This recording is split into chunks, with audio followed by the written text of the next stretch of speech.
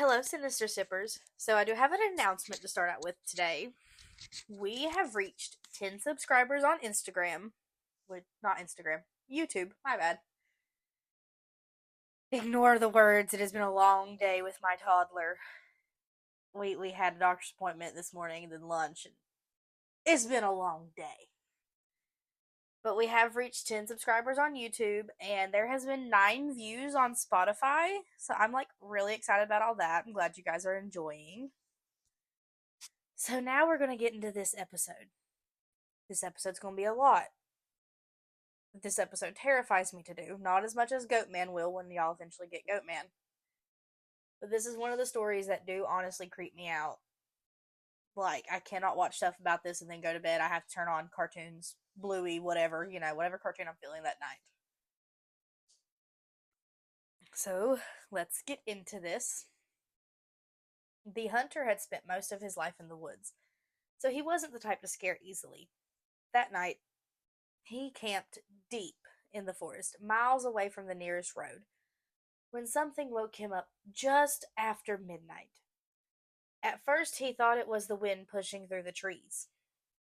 But then, he heard it again. Slow footsteps, moving through the leaves outside his tent. He held his breath and listened as the sound circled the campsite once, then twice, then stopped just outside the tent door. For several seconds there was nothing but silence. Then from somewhere, just beyond the fabric of the tent, he heard a voice quietly whisper his name. The problem with that? He had come into the forest completely alone. Tonight's story begins in places exactly like that. Deep forests where winter can stretch on forever, where survival once meant life or death, and where some legends say a creature still waits in the darkness, hungry. So grab your tea, Sinister Sippers, and pull your chair close to the fire because tonight we're talking about the Wendigo. That story might sound like something from a horror movie, but tales like it have been told for centuries across the forests of North America. Long before movies and video games existed, indigenous communities in these regions shared warnings about something tied to winter, starvation, and a hunger that never ends. The creature became known as the Wendigo, and depending on who you ask, it may be a spirit, a monster, or something far more unsettling, a curse that begins inside a human being. Now, I know I said on Instagram I wouldn't say the name, but as the great Hermione Granger once said, fear of the name only increases fear of the thing itself. So we're going to try saying the name to not be scared of this thing. And tonight, I'm not sitting by the fire alone. Shelby's here with me. That is Sandwich Man's girlfriend. She's the one that bought the mics. She's the one who's helped from when I first said I'm ready to start recording. And she's sat in on every episode except the very first one because I just kind of came to my room by myself and said, okay, I'm going to do this. Shelby and I both love diving into the darker side of folklore and strange stories that have been passed down for generations. She sends me a bunch of ideas to do, so I've got tons of ideas I could research.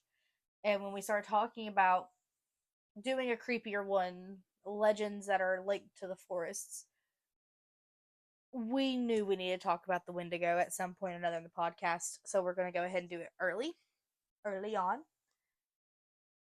So tonight we're going to take you through the history, the stories, and some of the encounters that still make people uneasy about what might be lurking deep in the woods. Yeah, and the Wendigo is one of those legends that gets creepier the more you learn about it. A lot of people think it's just another monster story, but when you start digging into the history and my eyes, the real cases tied to the legend, it gets a lot darker than people expect. Exactly, because the Wendigo isn't just a creature hiding in the woods. In many of the older stories, it's something that starts within the humans. And Shelby's actually had an encounter with one. We'll talk about that. The Wendigo is a figure that comes from the traditions of several Algonquin speaking indigenous cultures across northern North America. So we're looking at It's technically Appalachian Mountain Range. The trail doesn't go up that far, but the mountains do. Yeah. So this is more Canada, Minnesota, the northern states that border Canada and Canada itself. Yeah. While the exact details of the legend vary depending on the community telling the story, the core themes, they're remarkably consistent. Like, it's not like, oh, that's similar to this story that I heard from this indigenous tribe. No, it is strikingly like they're talking about the same thing. Yeah. The Wendigo is connected to winter, starvation, greed, and cannibalism. The name itself appears in several forms depending on the language.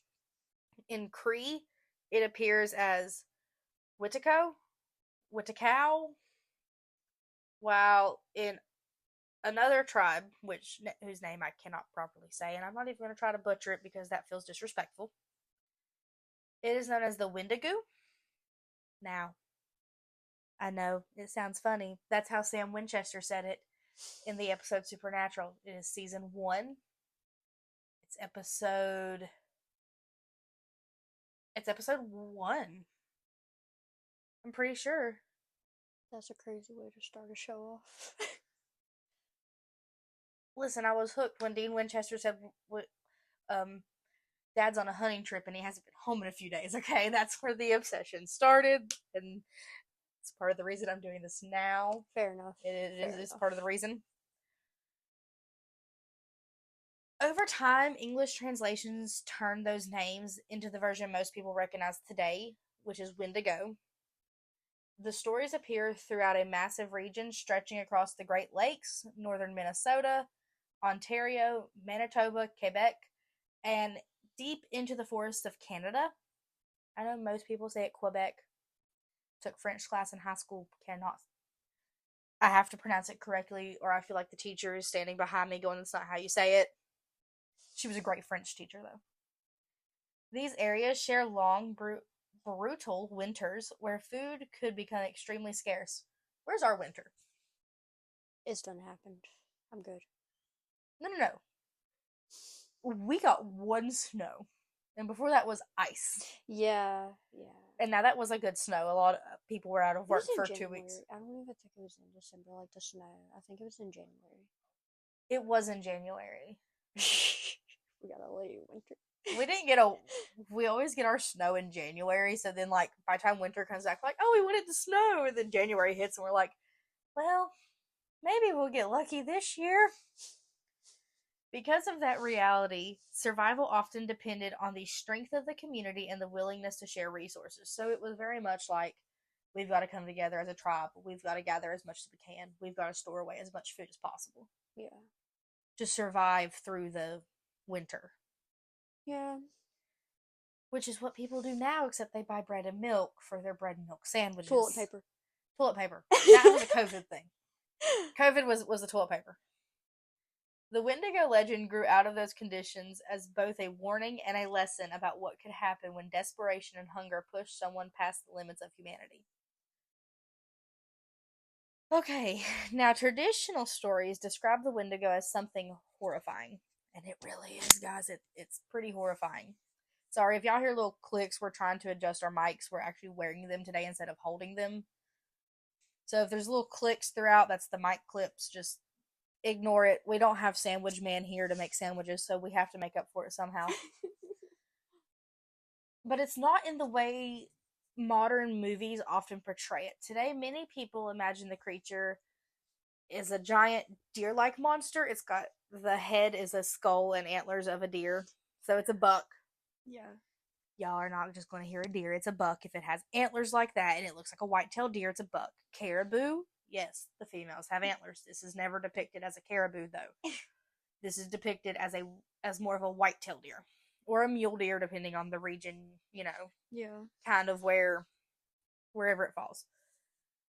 Interestingly, that image, it actually comes from the modern horror movies, video games, and artwork rather than the original tales. So people have kind of just been like, oh, they're calling it a not deer, so it's a deer and then a human.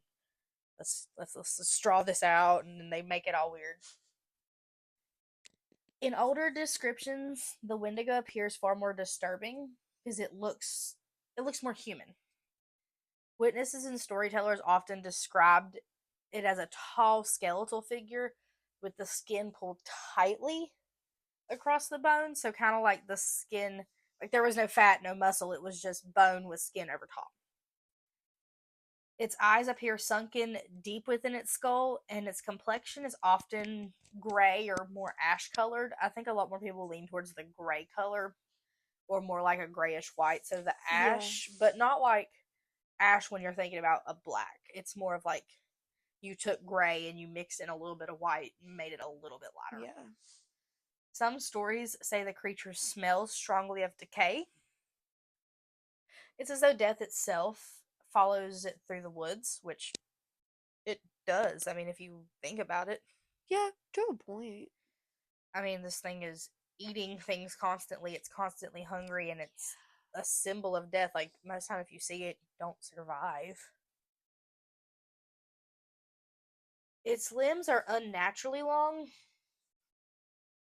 So, like if it would walk normally like a human, you might see where its arms are almost at its ankles, or then the legs are super extended so it doesn't look as bad right there.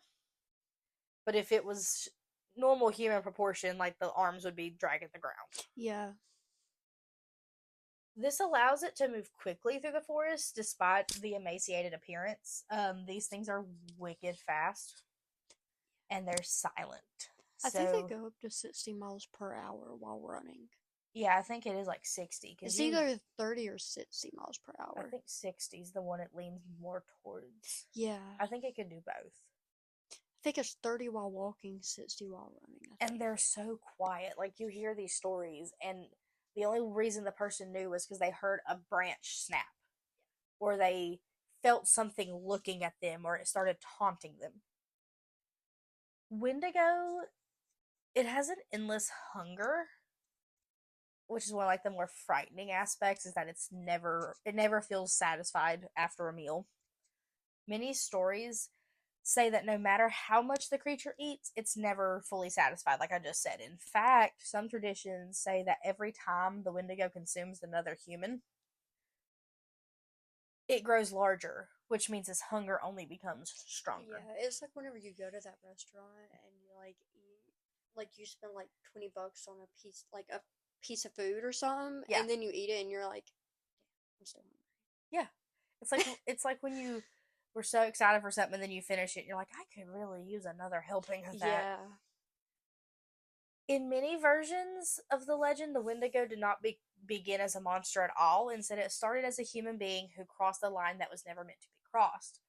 One common origin story says that during extreme winters, when food supplies disappeared and starvation became unavoidable, someone might resort to cannibalism in order to survive. Personally, I could not eat a human. I'm good. I like snack on leaves and sticks. You're gonna eat leaves and sticks. Yeah, I'm good. I can't eat You're flesh. gonna follow behind a bear and like find the berries that it's eating. Like Yeah, that's a good berry, and then yeah. you're I'll gonna be try to like, make friends with the bear. yeah. I'll be like, hi, little puppy. Can I steal your food? And then it's not a puppy; it's a gigantic grizzly bear. That's the story of how Shelby got eaten. I can't say much. If there's ever a news headline that I died because of a mountain lion, just know my last words were, "Here, kitty, kitty, kitty, kitty, kitty."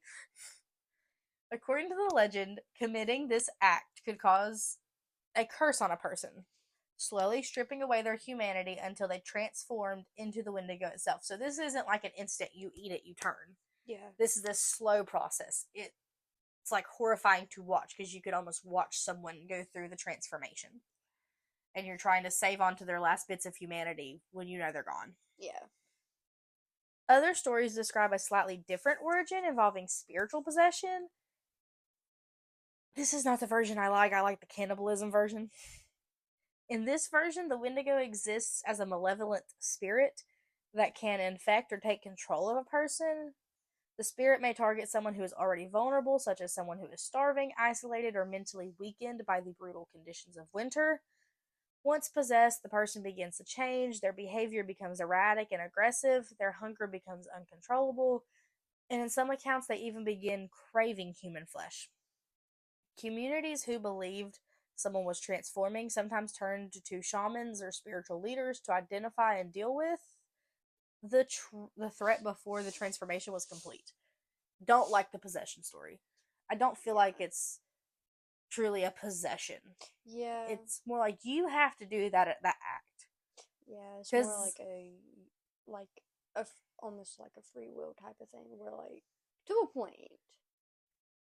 to a point, like if you start craving it, someone could say, "Oh, you're being possessed by it." Yeah. But in all honesty, you're being possessed by your own hunger. Oh, and y'all will have to forgive if we sound congested. We live in the South. The yellow bells, which I call the yellow flower of death, is blooming. I didn't have to look outside to know it was blooming. I could feel it. While the Wendigo legend is frightening, its purpose was not simply to terrify people. These stories played an important role in maintaining social balance during times when survival was incredibly difficult. In harsh winters, communities depended on cooperation and generosity. Sharing food and protecting one another was essential. I mean, you gotta think. They're out there with their bow and arrows and their spears. This is not gun times. This is bow and arrow and Yeah. or idiot sticks, as Cody calls them. And I mean, you're out there with your bow and arrow, and there's all these predators that are starving and hungry too. So you've got to protect one another, and you've got to help one another. You've got to make Yeah. sure, your neighbor three doors down is not starving to death. Fair enough. The Wendigo represented the opposite of those values. It symbolized extreme selfishness and the destruction that comes from putting personal survival above the well being of the group. Some communities even developed ceremonial traditions centered around this idea. One example is the Wendigo dance ceremony, which was something performed during periods of famine. These ceremonies often used masks, storytelling, and exaggerated performances to represent the creature and its destructive hunger. Rather than celebrating the monster, the goal was to remind the community of the dangers of greed and the importance of caring for one another during the hard times. So basically, what they did, because I looked this up, I was like, what do you mean they're ceremonies? They dressed up like it and they taunted. They're like, we're not gonna be you. We're not gonna do that. Let's dance in a circle. Let's dance in a circle. And we're good. Everyone know what we're not doing? We're not eating George. I know he looks fat and happy, but we're not eating him. We're gonna eat what we have, and if we can't, we'll go try to find something. So now we're gonna dive into some real life cases and some stories. So this first one is Swift Runner, which actually started popping up on my TikTok when I started researching this. And I started like thinking about it, and I started looking up different things. So one of the most disturbing real life cases connected to the Wendigo legend, it occurred in the late 1800s and involved a Plains Cree trapper known as Swift Runner. I would laugh if he actually ran very slow. Like the dude off of Zootopia. Yes, the sloths. Yes. Flash, flash, 100-yard dash. Yes. Sorry, we have an almost 5-year-old, so we know a lot of Disney movies. During the winter of 1878, Swift Runner was living with his family in a remote area of what is now Alberta, Canada. When authorities eventually reached the area, they discovered a horrifying scene. Swift Runner's entire family had been killed, including his wife and several of his children. At first, investigators believed the family had died of starvation, which was not uncommon during the brutal winters. However, the truth turned out to be far more disturbing. Swift Runner had murdered his family and eaten their bodies. If he had made lamps out of them, he could have been Ed Gein Sr. Y'all know if you've been on the Instagram, I have been obsessed with some Ed Gein recently. What made the case even more unsettling was the discovery that emergency food supplies were actually located nearby, meaning starvation may not have been the true cause of the tragedy. When questioned, Swift Runner claimed that he had been possessed by the Wendigo spirit and that the creature had driven him to commit the acts. Authorities did not accept the supernatural explanation, and Swift Runner was eventually tried and executed. Despite that, the case became one of the most famous examples cited when discussing the alleged possessions. Do you think he really was like you're standing in a courtroom. I mean, this is 1878, but they had courtrooms. You're like, yep, that thing, that Wendigo spirit, it done possessed me. It told me I needed to eat my wife and those specific children. That Even I feel bad for that judge. That judge like definitely quit his job after that. I think, okay, this was 1878. I think he walked right out that courtroom, walked down to the local saloon, and got so plastered that he doesn't remember the court case. Yeah, that's what I would have done if He I was a just judge. he just went and blacked out, and he was fine. So now another chilling historical case involves a Cree chief and spiritual leader named Jack Fiddler. Jack Fiddler lived in northwestern Ontario in the early 1900s, so this is still really close to the Swift Runner case, and was widely respected within his community as a powerful shaman. According to accounts recorded at the time, Fiddler believed that certain individuals within his community were becoming Wendigos. He claimed these individuals displayed signs such as uncontrollable hunger, violent behavior, and dangerous mental changes. According to Cree traditions, if someone was believed to be fully transforming into a Wendigo, it was sometimes considered necessary to kill that person in order to protect the rest of the community. Fiddler claimed that he had killed several people for this reason, believing he was acting to prevent something far worse. However, Canadian authorities saw the situation very differently. To them, these actions were simply murders, and Fiddler was arrested in 1907. Before his trial took place, he died by suicide while in custody. The case became a powerful example of the clash between indigenous spiritual traditions and colonial legal systems. So I guess he basically offed himself to protect his people. Yeah. I mean, because if the shaman is dead, we gotta find a new shaman to keep Yeah. up our traditions. And a lot of this is during that time too when they were being sent to reform schools. So they would gather up Native American children, send them to these state schools, and make them white. Shave their heads, make them dress white, act white, be white. Oh yeah, you can go on and Google it, and they're finding bodies and stuff in them still. Like, That's crazy.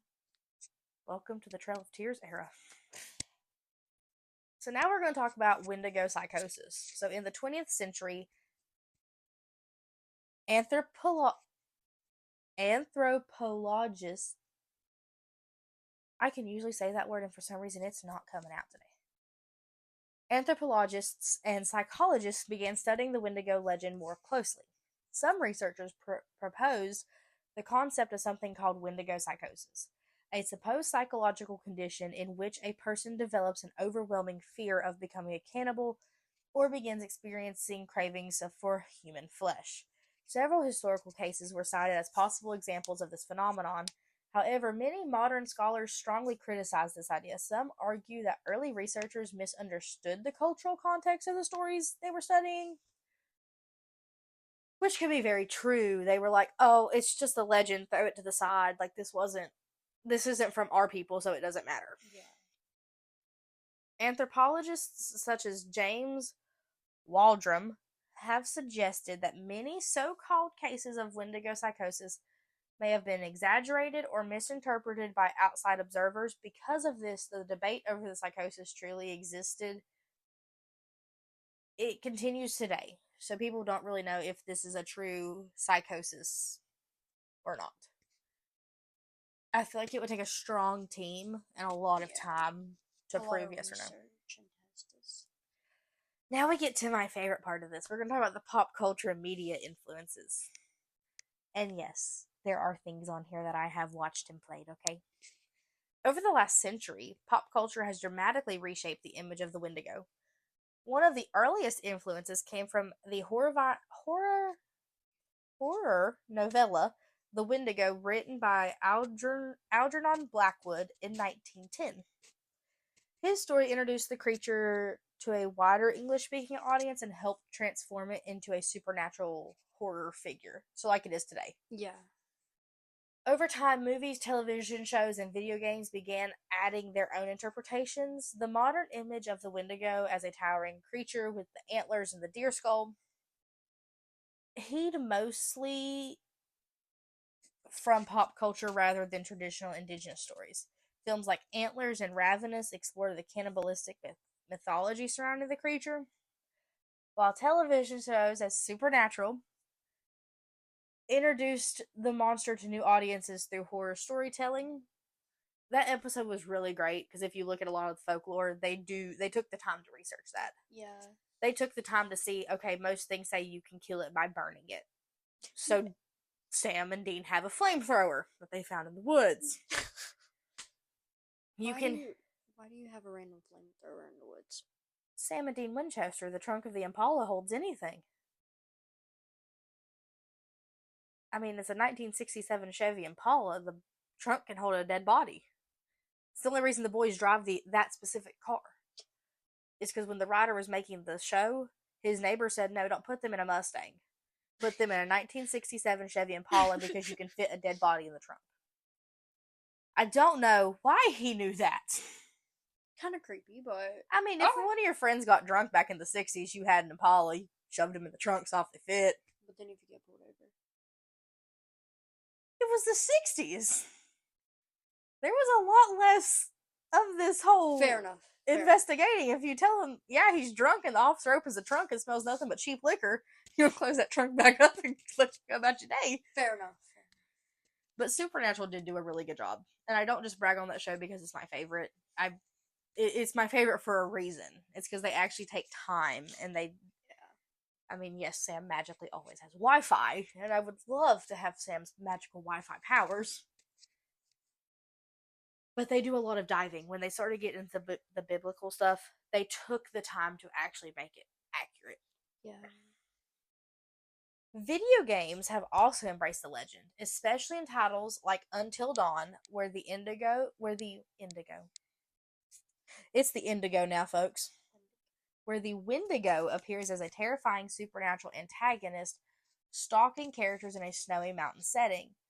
Now, the Until Dawn and the supernatural versions are depicted after the traditional oral legends. Those they didn't change it, didn't put the antlers on it, nothing. Those are the bones with the skin stretched over, the deep sunken eyes, the exaggerated limbs. Those are very much the traditionals. While these portrayals have helped keep the legend alive in modern culture, many of them take creative liberties that differ significantly from the original oral traditions. The result is a creature that has evolved over time, blending ancient folklore with modern horror imagination. Okay, guys, sorry for the little interruption. My toddler decided we needed to see the video on the phone. So I stopped recording, watched the video. Now we're back to this. So, despite being centuries old, stories about the Wendigo have never completely disappeared. Even today, reports of strange encounters continue to appear, particularly in heavily forested regions of Canada. One place that frequently appears in the stories is the area surrounding Kenora, Ontario, which some locals have even nicknamed the Wendigo capital of the world. No, I will not be traveling there. No, thank you. I said we should go one time just to see how true it is. You want to go play with the not deer? Just one time. We'll go buy like one of those $50 flamethrowers. I have a Glock 48. I think we're safe. Wait, you can't take those into Canada. Does Canada own flamethrowers? Probably. I say we take the trip. Y'all tell us in the comments if we should take the trip or not. Because for some reason, Miss Braveheart over here wants to take the trip, and I'm over here like, no. Make sandwich man come. Make sandwich we'll man. Sacrifice him first. Take him, not me. They'll be Cody be like, can't bring my guns to this fucking country.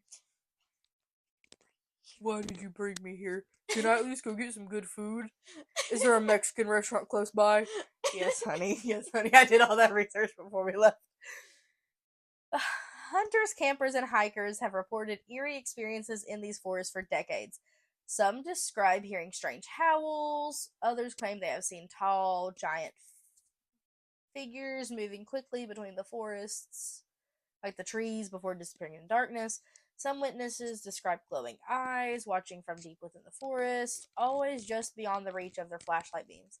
While skeptics argue that these sightings could easily be misidentified animals or tricks of the imagination, the stories continue to circulate among those who spend long nights deep in the wilderness. So, this is why all of our Appalachian grandmas looked at us and said, "Now, honey, you hear your name at night in the woods? No, you didn't. You hear a whistle? No, you didn't." Mama used to always tell me, in the woods, be back up here by streetlights, or else something's gonna get you down there. Yeah, because it would. They know. So, there are some of these stories, like there's one that I found where the camper heard their friend. So you hear voices that are mimicked after your Yeah. loved ones. I'm not going to read you guys every single little story because I feel like that would get very boring very quick for you guys, and I don't want to sit here and bore you guys.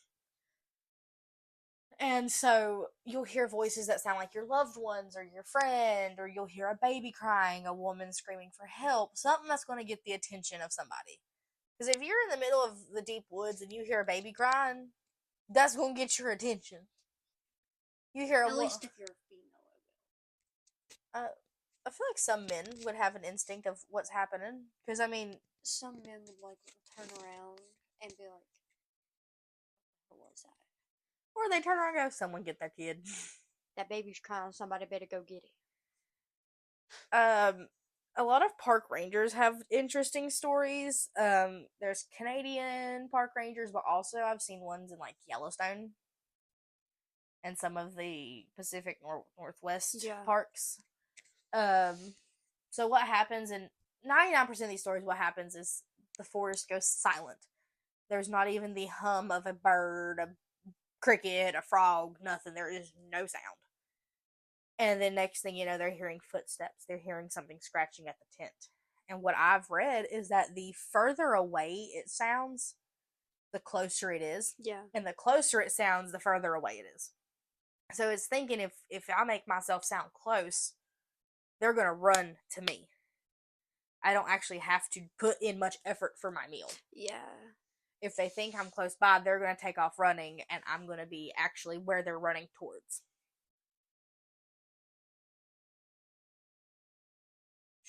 So there's been so many stories. I mean, I could go on and on and on about these stories and about backpackers in the Smoky Mountains. I could go on and on. And, you know, voices in the woods, winter cabins, everything comes down to the same rooted legend. Yeah. Now, Shelby, are you ready to tell your story? Because let me tell y'all, my phone got blew up when this was happening, okay? I'm not even gonna lie to y'all.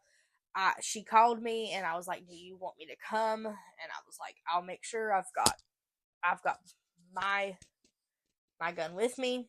So if it is something, you know, y'all, at least I'm there with some form of protection bigger than a knife." Yeah. So what happened? So, we're gonna call him. Sandwich Man's friend. Yeah, fair enough. So I was there with Sandwich Man and his friend, and they went to the gas station at the end of the road, and they was like, "Hey, are you okay staying here?" And the fire, like, we had a big fire going, and I'm like, "You know what? Yeah, I'll stay. It's fine." Yeah. And then We're gonna be living on that piece of property eventually, so I gotta get used to exactly, being there alone at some point. exactly. So I sit there and I stayed, and it was me, Sandwich Man, his friend, and the dog. Well, I was there sitting outside beside the fire with the dog, and then out of nowhere, it was like windy and it like stopped. So I got a little bit nervous, and I went back to the truck and I sit in the truck. And whenever I got in the truck, I was like, you know what, we're just gonna turn on all the lights. Now, for those who want to know why she said all the lights, this truck that Sandwich Man drives was our grandfather's. And if you turn on the ditch lights, the big lights, the every light, it's daytime. It is literally daytime in front of you. So Yeah. that's why she turned on all the lights. And whenever I turned on all the lights, and the far part of the woods between these two big trees, there was these little yellow things. And I took a video of it, and I'm like, because, Americus has told me about it before, but last time I had an encounter was whenever I was young, and I'm like, you know what? It's okay. Nothing's gonna happen. And then after that, um, I called Sandwich Man and I'm like, hey, y'all need to get y'all's asses back here now. And he was like, what's happening? And I explained it to him. I sent him the video. Matter of fact, I FaceTimed him and I showed him it. And he was See, I like, didn't get a FaceTime. I just got the video. yeah. And he was like, holy shit. And then I'm like, yeah, somebody better get here before because. Now, Uh, you know this is something that's been tracking Eli for a while, right? it's okay. There was one time on a trail camera. He had trail cameras up here above where y'all put the dogs. Yeah. And there was some mysterious dark figure. Not a human. Not like a stray animal. Yeah. Went across the trail cam when he was supposed to be up there. But he had a practice after school that day. So this is something that's been trying to target him for a while. That's crazy. But like after that, they got back and Sandwich Man's friend, he went out and he's, I'm not scared of nothing. I'm bulletproof. He's a typical teenage boy. They're magically all 10 foot tall and bulletproof. Now, Hmm. he did take his Bible out there. When I got out there, Lastly, okay, because when I got there, he had his Bible out there reading it scripture. He was preaching to this thing. He was getting because this thing gone. at first he had a stick, a twig. It wasn't even a stick, it was a twig. He got a twig. And then he walked I out. can just picture him with a little twig. Hold on. I don't have a twig in my room, but I like, I got a twig. It was like the size of this cord. The size of a charging cord. Yeah, and he just started waving it around. He's like, "Come here!" And They were then trying to make it their pet. I was sitting in the truck and I was almost in tears. And that's whenever I text you, and I'm like, "Oh my god, I'm gonna die!" And then Sandwich Man, he was like, "Come here, it's okay." And I'm like, "If I come out there and you sacrifice me to this thing, I swear to God, I'm gonna come back and I'm gonna eat you. You ain't gonna have to worry about it. I will." So, yeah, that was pretty interesting. I've not had an encounter with it, but I also don't go in the woods at night. There was one night we had a fire in the backyard. Everything went silent. Me and Eli ran our asses into the house as quick as we freaking could. And my ex was picking on us like, it's just the woods. It doesn't matter that it went silent. No, he doesn't sound like that, but that's the voice in my head that plays through. So we're all like, nope, woods got quiet. Go inside. Nope, we're gone. So that brings us to the rules of the forest. Over the years, hunters, survivalists, and storytellers who grew up hearing the legend have passed down a strange set of warnings about the Wendigo. Some people treat these as rules, others survival advice, and some say they're just common sense. Which really, they're common sense. I mean, come on.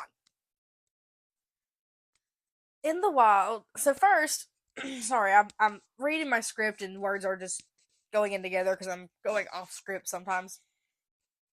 First, if the forest suddenly goes silent around you, pay attention. In the wild, silence can mean something large has entered the area and every other animal has decided to disappear. So, I mean, that could even be something as simple as a bear's walked in Yeah. and something got scared. Second, never follow a voice calling your name if you cannot clearly see who is speaking. Again, that should be common sense. We don't follow the voices if, you look around your campsite and you're like, okay, 1, 2, 3, 4, 5. Yeah, that's all the people I came with. There should be no one out there calling my name. Third, if you ever smell something rotting in the cold winter air, especially when nothing around you appears dead, it might be time to leave the area quickly. Because, I mean, in the cold, you're not really going to smell the decay as much. It's going to Yeah. freeze before it's decaying. Yeah. And finally, if you ever feel like something is watching you from just beyond the trees, you trust your instinct. People don't get this. When you go into the woods, you trust your gut. You don't go in and you think, oh, I'm Billy Badass. I can survive anything. You can't kill what won't die. Sandwich Man. Sandwich Man. Famous lines of Sandwich Man, y'all. We have okay, Sandwich Man's name is Eli. It's my little brother. But we're gonna jokingly nickname him Sandwich Man now because of last week's episode where he started making the sandwich after we just got home from eating dinner.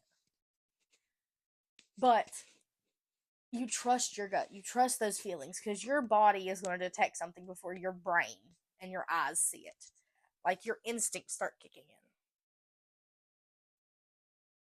One detail that really sticks out, and it's told time and time again, The creature is not a hunter of flesh, it's a hunter of weakness. So it's drawn to people who are isolated, exhausted, or lost. That's why so many of these stories happen in the winter when travelers are cold, hungry, and far from help. Some storytellers even claim the Wendigo can imitate voices or sounds in order to lure people deeper into the forest where they become separated from their group. That happened in Supernatural. They started hearing their brother that was missing, and they started chasing after it. And that's when Sam and Dean put them in the I circle could of protection. personally, I feel like if I was ever a victim of that, the only way it would get me, aside from this, is like if it made a puppy sound, I'd be like, "Oh my god, baby, look, it's a puppy," and go run after it. Y'all, I am scared to live on the same piece of property as Shelby and Eli because they're going to be over there on their side with their 5011 dogs because Shelby saw 5011 dogs on the side of the road. And me and my poor little chickens over there are just going to be like, what the fuck? She brought home another one. And my little dog, she ain't little. She a chubby little thing. My little blue healer. She going to look at me like, Mom, they brought home another one. Get them. Mom. I don't like it. They're disturbing my peace, Mom. So, the fire is now starting to burn low, and the night feels colder than it did before we began the story. The Wendigo legend has survived for generations because it speaks to something deeper than just fear of a monster. It reminds us of the dangers and of unchecked hunger, whether that hunger is physical, emotional, or something darker within human nature. Maybe the Wendigo is only a legend, a warning passed down through stories that teach people about survival and compassion during the hardest times. Or maybe, like many ancient legends, there is a small piece of truth hidden within the shadows. The next time you find yourself deep in the woods during winter, and the forest suddenly grows quiet around you, remember the story of the Wendigo. And if you ever hear a voice calling your name from somewhere in the darkness beyond the trees, it might be best not to answer. Until next time, Sinister Sippers, keep your fire high, keep your circle close, and don't forget to make yourself a warm cup of tea. We'll see you around the fire soon. So everyone, I am recording a second episode after this one, and it's going to be interesting. It's going to be a special two-part story. So we'll see how that goes. Let me know in the comments if there's anything you guys would like for me to cover. And I will see you guys in the next episode. Bye, everyone.